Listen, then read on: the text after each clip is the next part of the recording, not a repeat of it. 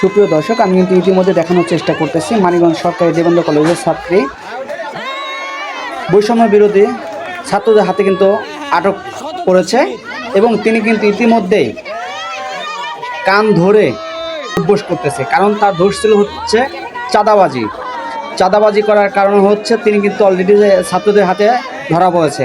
তারই চিত্র তুলে ধরছে, আমি সরাসরি দেখুন।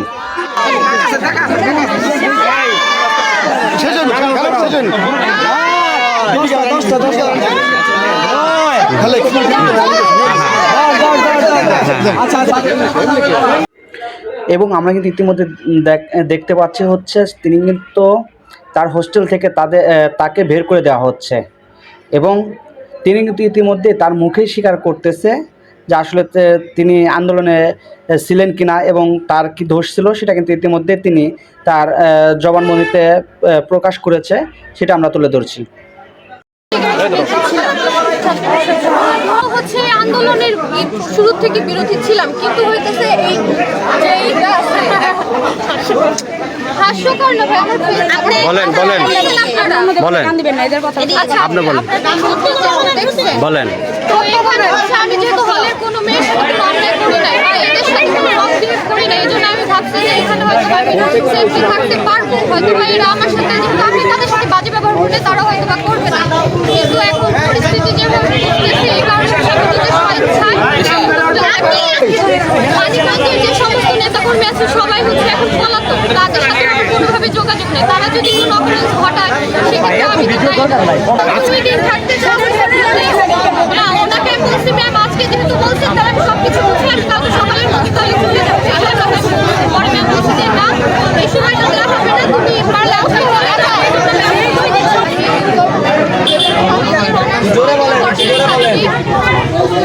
ডিপার্টমেন্ট। আমার নাম জেরিন বিশ্বাস, আমার বাসা সোমপাই, আমার বাবার নাম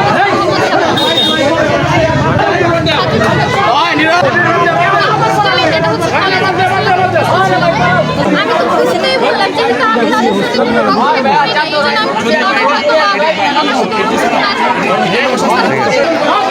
আমরা এখন এই মুহূর্তে জেরিন আক্তারের ব্যাগে যে কী আছে এবং হোস্টেল থেকে যে তিনি বের হয়ে আসছিলেন এবং তার ব্যাগে কী নিয়ে আসছিলেন সেটা কিন্তু আমরা সরাসরি দেখানোর চেষ্টা করতেছি। এবং বৈষম্য বিরোধী যে ছাত্ররা আসছিল তারা কিন্তু ইতিমধ্যেই তার ব্যাগটি সুন্দর করে চেক করতেছে এবং দেখতেছে এতে কোনো অবৈধ জিনিস আছে কি না, সেটা কিন্তু আমরা সরাসরি দেখানোর চেষ্টা করতেছি।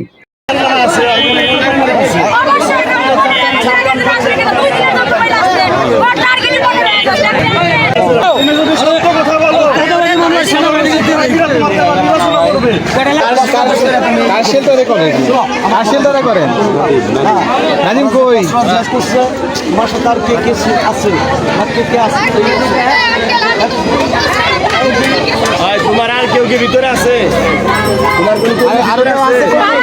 আর কে আছে এটা বলো, তোমাকে সহযোগিতা করবে, তুমি নিঃসন্দেহে নাম বলো, তুমি অনেক ছাড় পাবা, ঠিক আছে? কথা দিচ্ছে তুমি ছাড় পাবা। হ্যাঁ, তোমার ইন্ধন দাতাটা কি? হ্যাঁ,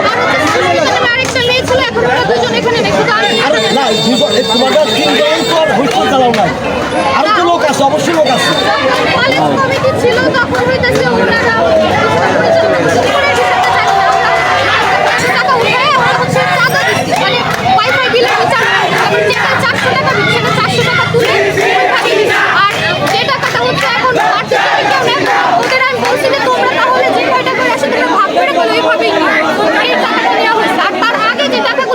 অতিরিক্ত টাকা সেটা